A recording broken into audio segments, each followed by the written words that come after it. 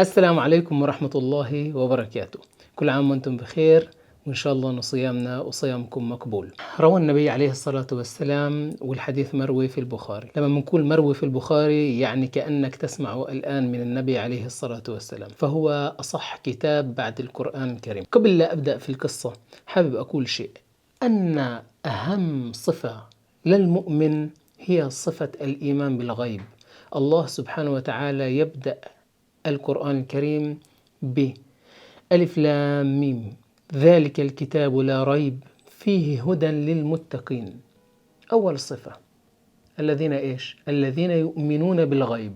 فإن بدأت فيها بدأت، إذا وقفت عندها وقلت أنا توقفت، فإحنا مؤمنين. تمام. أي شيء بنسمعه عن النبي عليه الصلاة والسلام أو قصة غيبية إحنا مش شايفينها نؤمن بها، إن كانت متسلسلة وإن كانت بسند صحيح. ممكن تسمعوا لكم كم صوت هيك، فهامس قاعد بشاغب وليمون مجهز لحاله، ما علينا.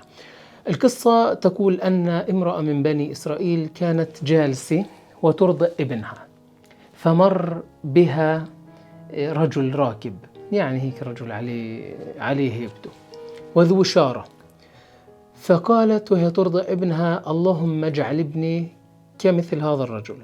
فابنها أزاح برأسه وقال اللهم لا تجعلني مثله، ثم رجع يرضى. ثم مرت بهم أمة، بنت يعني جارية شيء مثل هيك سوداء، والناس لاحكينها وبقولوا زنت وسرقت زنت وسرقت. فقالت اللهم لا تجعل ابني مثلها، فابنها رضيع أزاح برأسه وقال اللهم اجعلني مثلها. فتعجبت، فقال أما الراكب الطفل فهو جبار من الجبابرة، وأما الأمة فلم تزني ولم تسرق. من هذه القصة نفهم الكثير. أولا، مش أي إنسان أنت شايفه بمظهر ممكن أقل من الطبيعي فهو إنسان يحمل صفات أقل من الطبيعي. المظاهر لا تعكس. صحيح المظاهر لها دور في حياتنا، ولكن المظاهر لا تحدد الناس.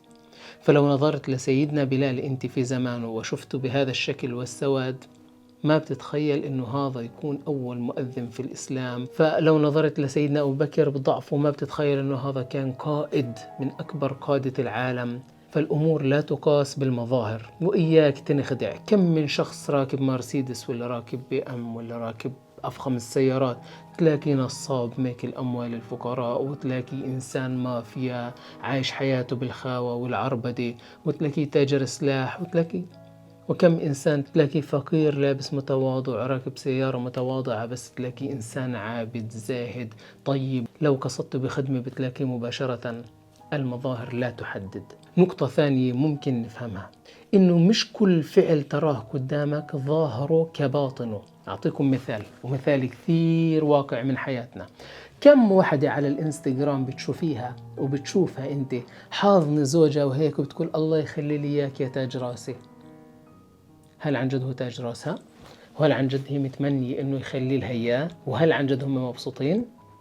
كم شخص بتشوفه على الانستغرام انت بفلاتر وبألوان وبجمال، بس لما بتلتقي فيه بتلاقيه مش بهذا الشكل؟ كثير. كم شخص على الانستغرام انت بتشوفه راكب هيك سيارة ولا فخامات، بس في الأصل في البنك الديون ماكلته. مش كل شيء مبين قدامنا هو حقيقة.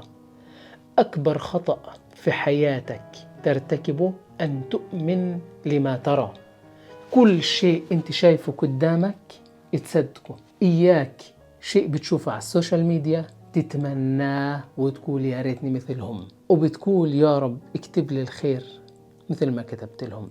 فلذلك إذا الله سبحانه وتعالى كاتب لهم الخير وهم شايفين خير، ولذلك الله سبحانه وتعالى دائما يوجهك للخير والصح، تطلعش عليهم. كم من الفتيات المراهقات تكتئب لأنها ترى صور على الانستغرام أو على وسائل التواصل الاجتماعي لفتيات جسمهن ضعيف وأشكال هيك مرتبة، وفي النهاية هي مش عارفة إنه هذا كله غش بغش. تطلعش على غيرك شو عنده، اطلع شو عندك وحاول تطور فيه على قدر المستطاع. تحاولش تجهد نفسك زيادة على شيء انت مش متأكد منه. الناس اللي قدامك 3/4 في السوشيال ميديا مش حقيقي، لا حياتهم اللي بيعرضوها هي حقيقية ولا مشاعرهم اللي ببينوها هي حقيقية.